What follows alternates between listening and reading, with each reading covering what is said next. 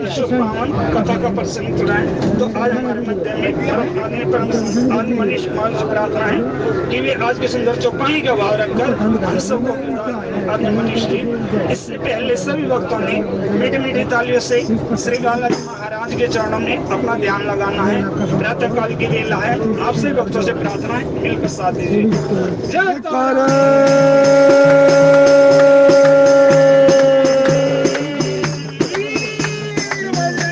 हरे हरे महादेव जय हो, हरे सारे की जय हो, ईमानदारी की जय हो। आइए मनीष जी हो जाएगा।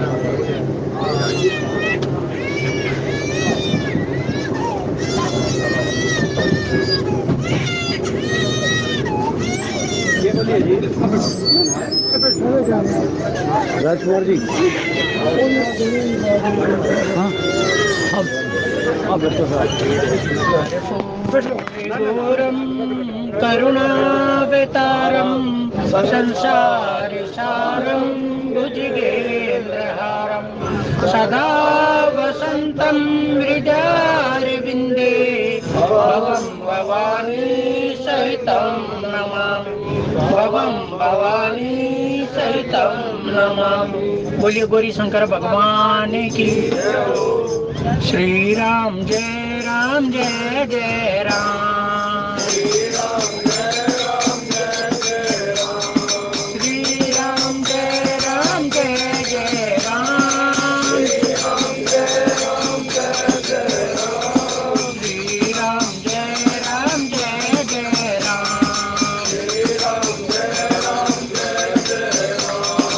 मंगल भवन मंगल हारी,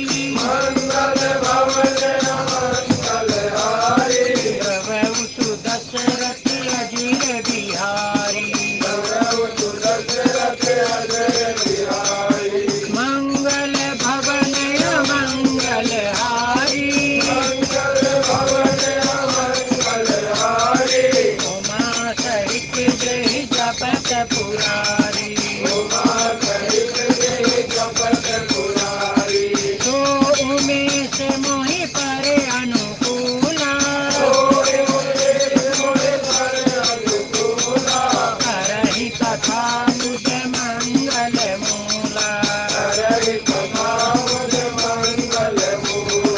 सादर शिवहि नाई अब माथा, करणं विशद राम गुण गाथा, बालक ज्ञान बुद्धि बलहीना, राखहु शरण ज्ञान जन दीना, श्री राम जय जय राम, श्री राम जय राम जय जय राम, श्री राम जय राम जय जय राम, श्री राम जय जय राम। आज धन में धन्यति यद्यपि सब विधिहीन, निज जन जानी राम मोहे, संत समागम दीन सियावर रामचंद्र शरणम शंकर हरि ओम जय जय श्री राम। आदरणीय प्रभु प्रेमी सज्जनों, आप सब अति पावन, जो पतित को भी पावन कर देती और भव भय का हरण कर देती है, वो भगवान श्री राम की कथा में भगवान के माता जानकी के साथ पानी ग्रहण का श्रवण कर रहे हैं। तो देखिए भगवान का पानी ग्रहण, तो वो विश्वामित्र जी वाली बात है कि भाई उसी समय हो गया जब राम ने धनुष भंग कर दिया, जब राम ने उसे भव भय रूपी उस चाप का खंडन कर दिया। तो कहते कि एक विवाह तो वो उसी समय हो गया, लेकिन भगवान, क्योंकि जो जिस भाव से भगवान को बचता है ना, भगवान उस भाव को पूरा करते हैं भाई, पूर्ण उस भाव को भगवान करते हैं। ये जीव के ऊपर है कि जो जाकी रही भावना जैसी, जिस प्रकार तुलसीदास जी ने लिखा है, जाकी रही भावना जैसी प्रभु मूर्ति देखी तिन तैसी, कि जिसकी जैसी भावना है ना, उसको भगवान उसी रूप में दिखाई देते हैं। अगर किसी की भावना है कि भगवान मेरे पुत्र के रूप में है, तो भगवान पुत्र रूप में ही आएंगे। कोई पिता के रूप में मानता है तो वो पिता रूप में ही आएंगे। इसलिए कहते हैं कि भाई जब भक्ति करो तो अपना भाव स्पष्ट कर देना चाहिए वहां पर कि मैं किस भाव से भक्ति कर रहा हूँ। उसमें ईर्ष्या द्वेष का नाम नहीं होना चाहिए, क्योंकि जिस भाव से तुम भगवान को भजोगे, भगवान भी उसी भाव से तुम्हें भजेंगे। श्री राम जय राम जय जय राम, श्री राम जय राम जय जय राम। भक्ति इसलिए सत्संग की नींव पर होती है, क्योंकि सत्संग पहले सब विकारों को हरण कर लेता है, और फिर जब सत्संग सब विकारों का हरण कर लेता है, तभी जीव के हृदय में निर्मला भक्ति, निर्भरा भक्ति का प्राकट्य होता है। क्योंकि जब तक कोई भी विकार जीव के मन में है ना, तब तक भक्ति प्राप्त तो हो जाएगी, लेकिन भाई वो उसी भाव में प्राप्त होगी जिस भाव से तुम भज रहे हो। यदि विकार युक्त भक्ति कर रहे हो तो विकार युक्त भक्ति प्राप्त होगी। भक्ति का उद्देश्य परोपकार होना चाहिए। अगर सब कल्याण के लिए भक्ति की जाती है, स्वार्थ के लिए भक्ति की जाती है, तो फिर उसका कोई लाभ नहीं है। और यही सत्संग हमें सिखाता है कि भाई कुछ भी काम करो, यदि भगवान का भजन करना है तो भगवान के लिए करना सीखो, अपने लिए तो सब करते हैं।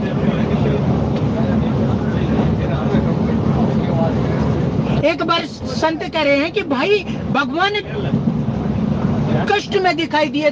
पुजारी जब मंदिर में गया तो भगवान कष्ट में दिखाई दिए। तो पुजारी ने पूछा, प्रभु आपको दुख कैसा?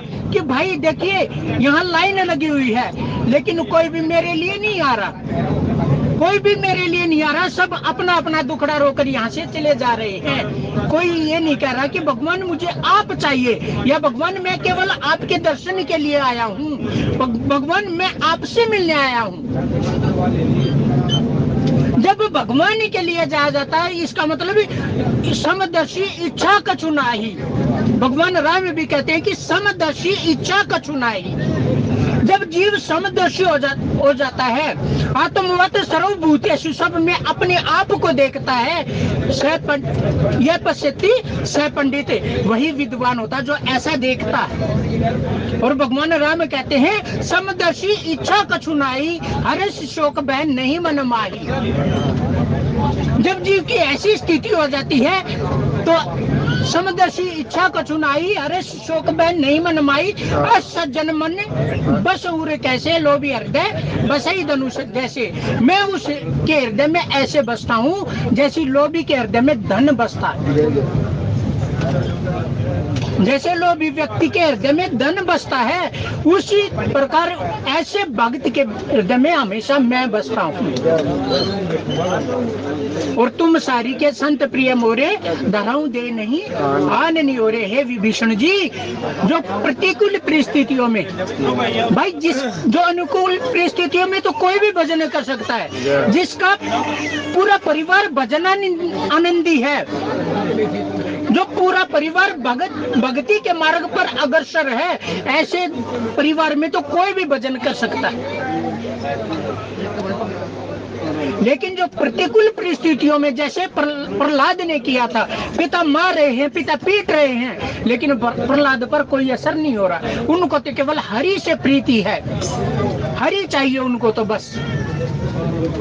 तो जो ऐसी प्रतिकूल परिस्थितियों में भजन करता है, उनके लिए भगवान कहते हैं कि तुम सारी के संत प्रिय मोरे, धरहूं दे नहीं आन नहीं हो रे। भाई मैं ऐसे भक्तों के लिए हमेशा दे धारण करता हूँ। भाई मैं अपने भक्तों के कल्याण के लिए देह धारण नहीं करता, क्योंकि मेरे भक्त का कभी पतन होता ही नहीं। मैं अपने भक्तों के कल्याण के लिए देह धारण नहीं करता, क्योंकि मेरे भक्तों का पतन नहीं होता, लेकिन मैं उनको सुख पहुंचाने के लिए, उनसे सुख प्राप्त करने के लिए, उनसे आनंद प्राप्त करने के लिए, क्योंकि जिस प्रकार मेरी लीला देखकर, मेरी लीला में सम्मिलित होकर मेरे भक्तों को आनंद आता है, उसी प्रकार मुझे भी अपने भक्तों के सानिध्य में आनंद आता है। श्री राम जय राम जय जय राम, श्री राम जय राम जय जय राम, श्री राम जय राम जय जय राम, श्री राम जय राम जय जय राम। तो वहां पर विश्वामित्र जी ने कहा कि भाई विवाह तो इनका हो गया, लेकिन इनका एक ऐसा प्रेमी भी है, एक ऐसा प्रेमी है जो इनके हर मांगलिक और अमांगलिक कार्यों में सम्मिलित होना चाहता है। श्री राम जय राम जय जय राम, श्री राम जय राम जय जय राम। तो वहाँ पर विश्वामित्र जी कहते हैं कि इनका एक ऐसा भगत है जो इनके हर कार्य में, क्योंकि उन्होंने भाव ही ऐसा रख रखा है कि जिस प्रकार मणि के बिना फणी और जन बिन मीना, वैसी हालत मेरी हो जाए प्रभु। तो उनको इस मांगलिक कार्य से कैसे वंचित रखा जा सकता है।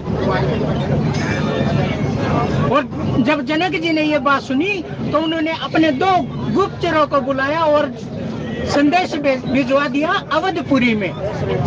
श्री राम जय राम जय जय राम, श्री राम जय राम जय जय राम, श्री राम जय राम जय जय राम, श्री राम जय राम जय जय राम, श्री राम जय राम जय जय राम, श्री राम जय राम जय जय राम। और जैसे ही दशरथ के भवन में दूत पहुंचते हैं, दशरथ जी ने जब ये सुना कि भाई ये जनकपुर से आए, देखिए संत भगवंत और संत का यानी यहाँ तक कि अगर समाचार लेकर भी कोई आता है तो इनमें कोई भेद नहीं करना चाहिए। संत का यदि कोई समाचार लेकर भी आता है ना, तो उसमें और संत के आगमन में कोई भेद नहीं है। जनक जी, दशरथ जी महाराज जानते हैं कि जनक जी परम संत हैं, और उनके यहाँ से समाचार लेकर कोई आया है तो जनक जी खुद, दशरथ जी महाराज खुद अपने सिंहासन से उठे, और उनका ऐसा भाव हो गया जैसे कोई समाचार देने वाला नहीं, बल्कि स्वयं जनक जी महाराज मेरे द्वारे पर आए, अपने सिंहासन से उठे और अपने कर्तव्य पालन करते हुए उन्होंने स्वयं उनसे जाकर मिले और स्वयं उनके हाथों से, दोनों हाथों से पत्रिका ली। कहने का तात्पर्य ये कि कभी भी प्रसाद, ये भी एक संत का अगर समाचार भी आता ना, संत का कोई मैसेज आता है तो उसको भी प्रसाद समझ कर ग्रहण करना चाहिए। श्री राम जय राम जय जय राम, श्री राम जय राम जय जय राम, श्री राम जय राम जय जय राम। तो वहाँ पर दशरथ जी महाराज उठे और अपने दोनों हाथों में उस पत्रिका को पकड़ते हुए ससम्मान उनको अपने भवन में लेकर आए। अब उनको पता चला कि भाई ये पत्रिका किसी और की नहीं बल्कि स्वयं राम और लक्ष्मण की है, तो उनके मन में अति प्रीति प्रकट हो गई। उन्होंने पत्रिका को एक बार नहीं कई बार बाँच कर देखा। पूरे भवन में समाचार फैल गया कि भाई ये पत्रिका राम जी की आई, राम जी का समाचार लेकर के आए हैं। श्री राम जय राम, श्री राम जय जय राम, श्री राम जय जय राम।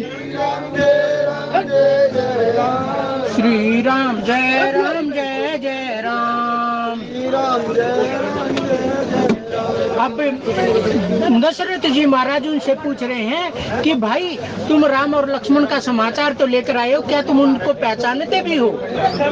उनकी पहचान दशरथ जी महाराज बता रहे हैं कि एक श्याम वर्ण का और एक गौर वर्ण का है, और सबसे बड़ी पहचान है वो गुरु के आश्रय में।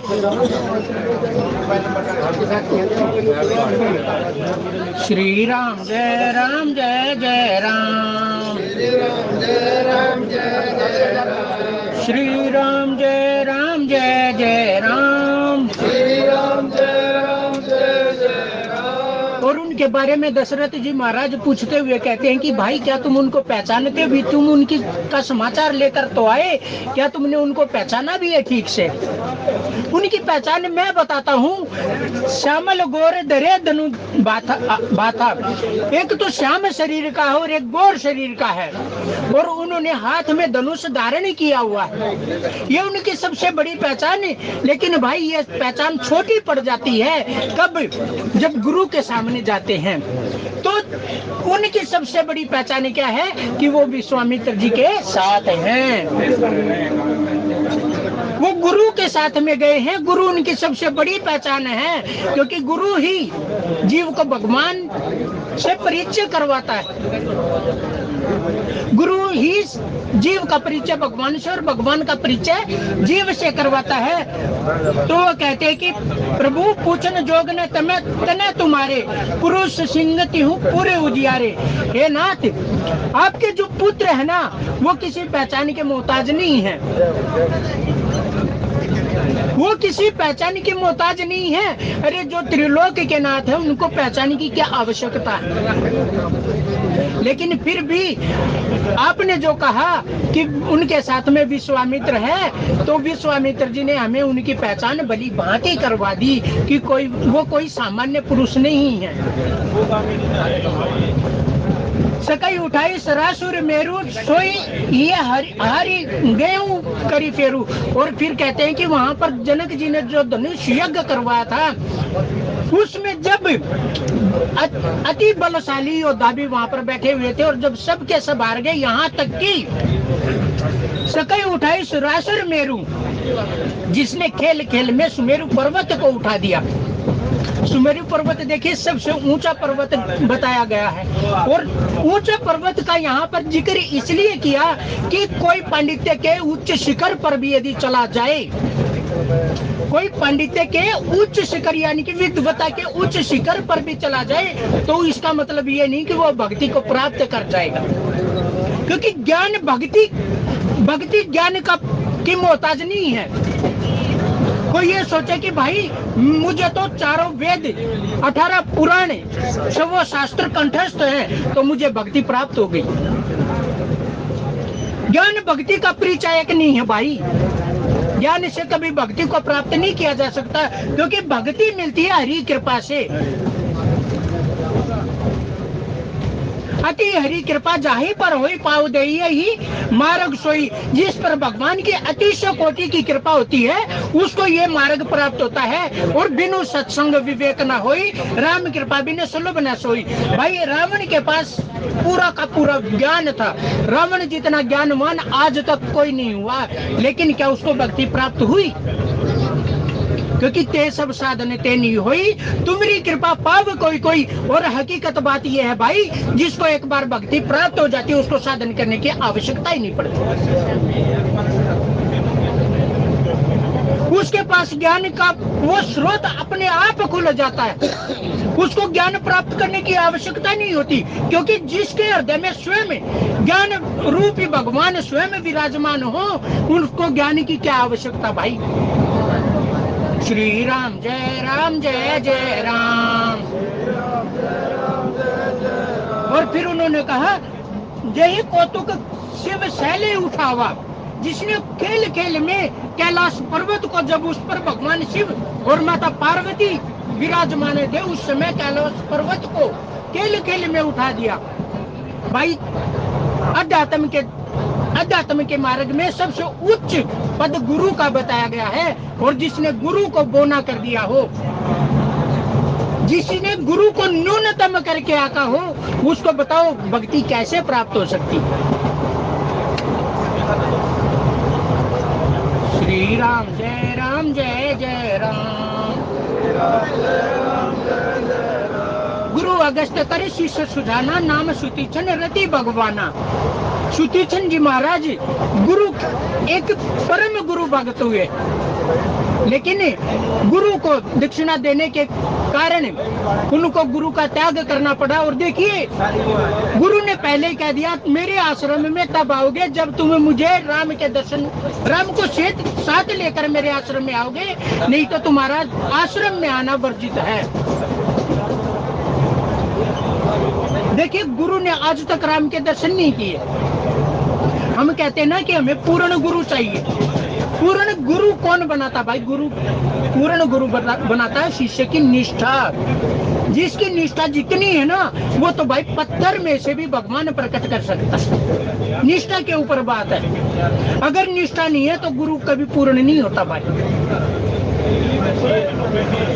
निष्ठा अगर अधूरी, निष्ठा अगर पूर्ण नहीं है तो गुरु पूर्ण नहीं। अगर निष्ठा शिष्य की पूर्ण है तो गुरु किसी को भी मना ले, वो भी पूर्णता को प्राप्त करवा दे। अरे भगवान शिव के समान कौन पूर्ण गुरु होगा? लेकिन रावण की निष्ठा पूर्ण नहीं थी। और यही बात है, तुलसीदास जी कहते हैं कि जय कौतुक शिव सैले उठावा, सोईते ही सभा पराभव पावा। और उसको भी उस भक्ति प्राप्त करने वाली सभा में अपमान को प्राप्त करना पड़ा। अपमान ही हासिल हुआ, वो भी उस धनुष को उठा नहीं पाया। एक बात देखिए, जिसने भगवान शिव को उठा दिया, साथ में कैलाश पर्वत को उठा दिया। अरे भगवान शिव के तो हाथ में ही रहता था वो धनुष। भगवान शिव के तो हाथ में ही रहता था। भगवान शिव हमेशा उसको उठाते थे। क्या वो भगवान शिव से भी भारी हो गया? जिसने भगवान शिव को उठा दिया उससे धनुष नहीं उठ पा रहा, क्योंकि उसने गुरु को न्यूनतम करके आका। और सभी विकारों का हरण केवल गुरु कर सकता भाई, दूसरा कोई नहीं। तीर्थ गए एक फले, संत मिले फल चार, और गुरु मिले अनंत फले, कहे कबीर विचार। गुरु को सिर पर रखिए तो चलिए आज्ञा माने, कहे कबीर दास को तीन नोक डरना। अगर गुरु सिर पर है ना भाई, चाहे कहीं से भी निकल जाओ, कोई विकार तुम्हारा बाल भी बाका नहीं कर पाए, कोई माया तुम्हारे पास नहीं पटकेगी। अगर गुरु को सिर पर, गुरु के वचनों में बंद कर तुम चल रहे हो, गुरु के वचनों पर तुम्हारा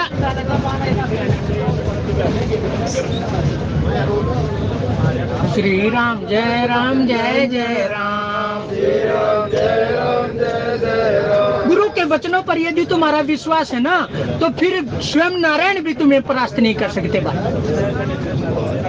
और ये बातें गोरखनाथ जी सिद्ध कर चुके हैं। गोरखनाथ जी सिद्ध कर चुके हैं ये बात कि भाई स्वयं नारायण भी उनसे हार मान चुके, क्योंकि वो मच्छिंद्र नाथ के कहे में चलता, गुरु को हमेशा अपने सिर पर रख के चलता। श्री राम जय जय राम। और सत्संग हमें यही सिखाता है भाई कि चाहे कुछ भी हो जाए, हरि गुरे रूठे गुरु ठोर है, गुरु रूठे नहीं ठोर। यदि अध्यात्म में अपने आप को उच्च शिखर पर ले जाना है तो हमेशा गुरु के चरणों से बंद कर चलिए, हमेशा गुरु के चरणों में रहकर चलिए, हमेशा गुरु के वचनों में रहकर चलिए। आपको कोई न तो व्यवधान आएगा और न कोई आपको रोक सकता। श्री राम जय जय राम। और फिर कहते हैं, सुनी सरोष भृगुनायक आए। जब धनुष भंग हुआ तो रोष में भरकर परशुराम जी आए, बहुभांति तीन आंख दिखाए और उन्होंने भगवान राम को बहुत प्रकार से डराने की कोशिश की। देखी राम बल निज धनु दीना। और जब राम का बल देखा, जब गुरु के चरणों में उनकी प्रीति देखी, जब देखा कि ये तो स्वयं नारायण है, तो निज धनुदिना और उनको अपना धनुष प्रदान कर दिया। करे बहु ने गमन बन की ना और उनकी बहुत प्रकार से विनय आदि करके और फिर वन गमन वन में वापस चले गए। श्री राम जय राम जय जय राम। और दशरथ जी महाराज ने फिर वो पत्रिका देखी। दशरथ जी महाराज को राम क्यों प्राप्त हुए? क्योंकि उनकी गुरु के चरणों में अति निष्ठा भाई। और जैसे ही पत्रिका आई दशरथ जी महाराज ने पहले खुद बाची और फिर उसको लेकर गुरु के चरणों में चले गए कि सबसे पहले ये समाचार किसको दिया जाए? वशिष्ठ जी को दिया जाए।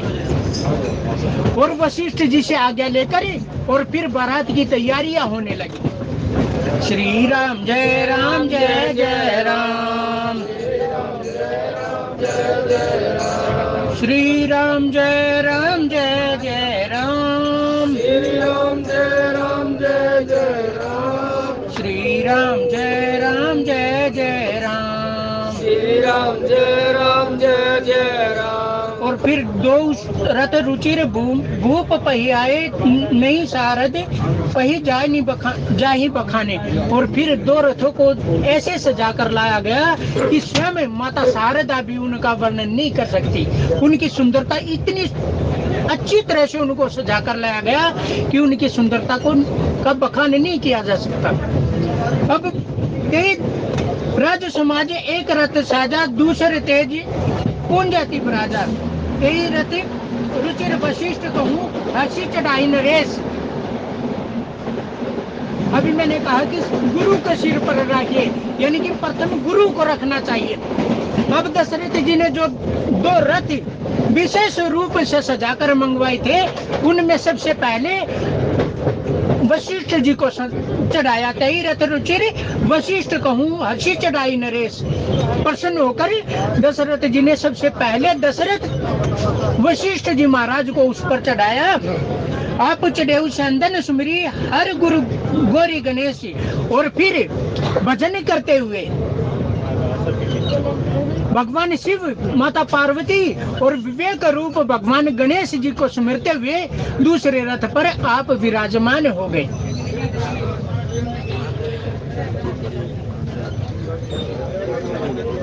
सहित वशिष्ठ सोह नृप कैसे गुरु सुर गुरु संग पुरंदर जैसे। और तुलसीदास जी कहते हैं गुरु वशिष्ठ जी के साथ दशरथ जी ऐसे शोभायमान हो रहे हैं जैसे बृहस्पति के साथ, देवताओं के गुरु बृहस्पति के साथ स्वयं देवराज इंद्र हों। करी कुल रीति वेद विधि राऊ दे की सभी सब भांति बनाऊ। और फिर जो उनकी कुल की रीति थी उसके अनुसार उन्होंने सारे क्रियाएं की। सुमिरी राम गुरु आए सुपाई चले महीपति शंख बजाई। और फिर भगवान राम का सिमरण करके और गुरु जी की आज्ञा पाकर और शंख नाद करते हुए दशरथ जी महाराज ने वहां से कूच किया। भय कोलाहल है गए बाजे व्योम बरात बाजने बाजे। और विभिन्न प्रकार के बाजे बज रहे हैं और सुर नर नारी सुमंगल गाई सरस राग बाजे बाजे ही सहनाई। भाई जब भगवान और भगती माँ का जब पानी ग्रहण हो रहा है तो सारे जितने भी हमारे सुकृत सब नाचने लगे, सब एक तरह से खुशियां मनाने लगे, आनंद में सब जीवन जी रहे हैं, आनंद मना रहे हैं सब। भयों को लाहल है गए बाजे घंटी धुनी बरनी न जाई सरस करही पाई के पैराई। करही विदूषक कोटिक नाना हास कुलस तले गान सुजाना। तुरग नचावही कुंवर बरे अकनि मृदंग निशान। और फिर वहाँ पर जो बाजे बाज रहे हैं ना, यहाँ तक कि आज वहाँ के पुरुष नहीं बल्कि वहाँ के जो घोड़े भी उसी ताल पर अब नाच रहे हैं। नागर नट चित वहीं चकित डगई न ताल बंधान। बसई न बरनत बनी बराता, वही सुंदर सुंदर सगुन सुंदर शुभदाता। और जब भगवान राम की बारात वहां से चलने लगी तो तुलसीदास जी कहते हैं कि वहां पर अनेकों अनेक सगुन अपने आप होने लगे। भाई देखिए सगुन, मोबाइल टाइगर किसका है? श्री राम जय राम जय जय राम, श्री राम जय राम जय जय राम, श्री राम जय राम जय जय राम, श्री राम जय राम जय जय राम, श्री राम जय राम जय जय राम, श्री राम जय राम जय जय राम, श्री राम जय राम जय जय राम। श्री राम जय राम जय जय राम। तो तुलसीदास जी कहते हैं बनी न बरनत बनी बराता, कि भगवान राम की जो बारात बनी है वो ऐसी बनी है कि उसका वर्णन नहीं किया जा सकता। कोई सगुन सुंदर शुभदाता, और सभी प्रकार को मंगल देने वाले सगुन अपने आप वहां पर घटित होने लगे। चारा चासु वाम दिशि लेहि, मनहु सकल मंगल करी देहि। अरे जिस भगवान राम का केवल एक नाम लेने से सब कुछ मंगल में हो जाता है। मंगल भवन अमंगल हारी, ध्रुव सुदशरथ अजिर बिहारी।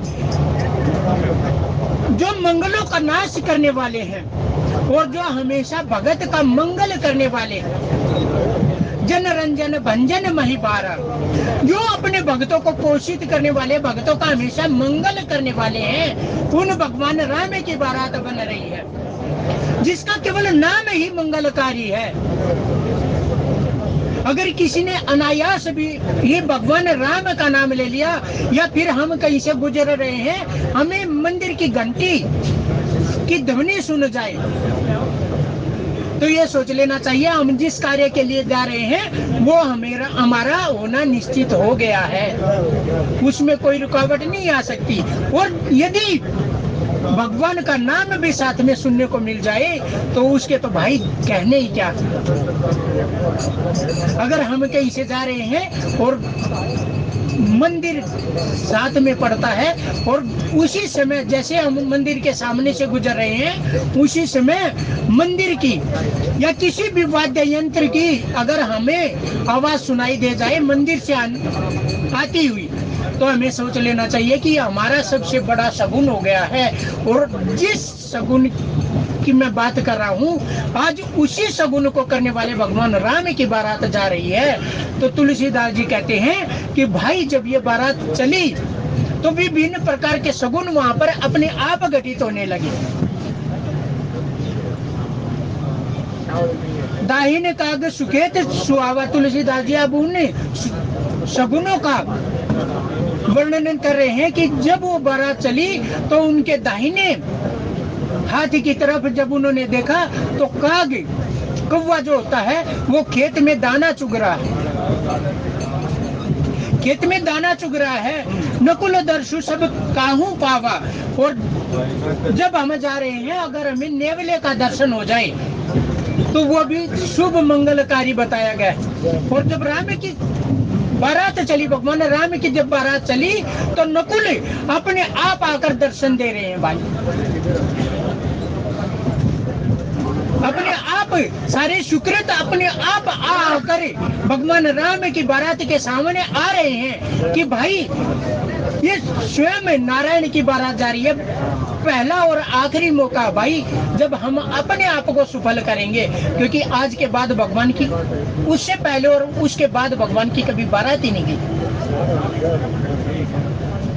भगवान कृष्ण की 16,108 रानियां थी, लेकिन किसी को भी ये सौभाग्य प्राप्त नहीं हुआ जो भगवान राम ने दशरथ जी महाराज, कौशल्या को, और सबसे बड़ी बात इन सगुनों को जो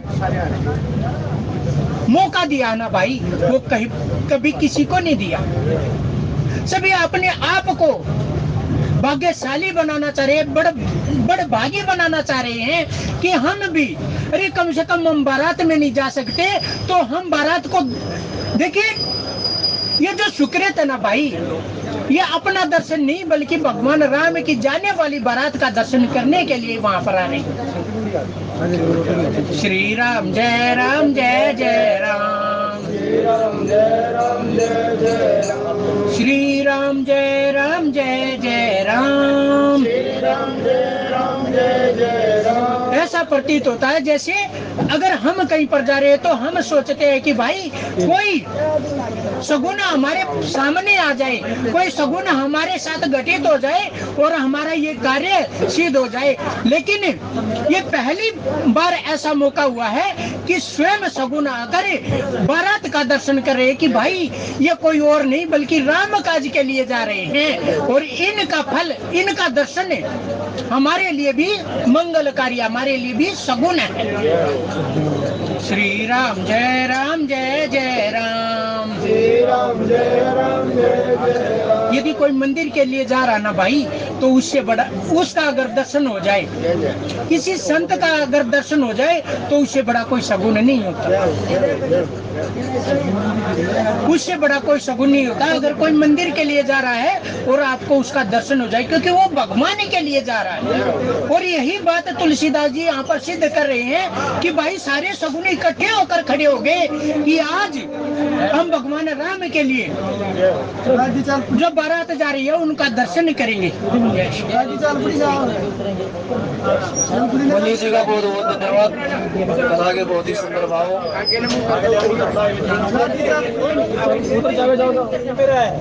आइए हम सब मिलकर श्री हरि जी की आरती करते हैं। ओम जय जगदीश हरे स्वामी, जय जगदीश हरे। भक्त जनों के संकट, भक्त जनों के संकट क्षण में दूर करे। ओम जय जगदीश हरे।